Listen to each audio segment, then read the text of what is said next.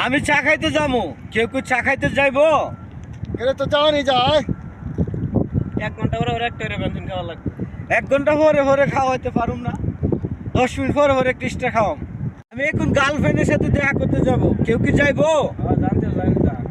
আমি যাইতে পারি, তোমার গার্লফ্রেন্ডের ভাগ দিতে হবে আমারে, তাই না? যাইতে পারি। সম্ভব না।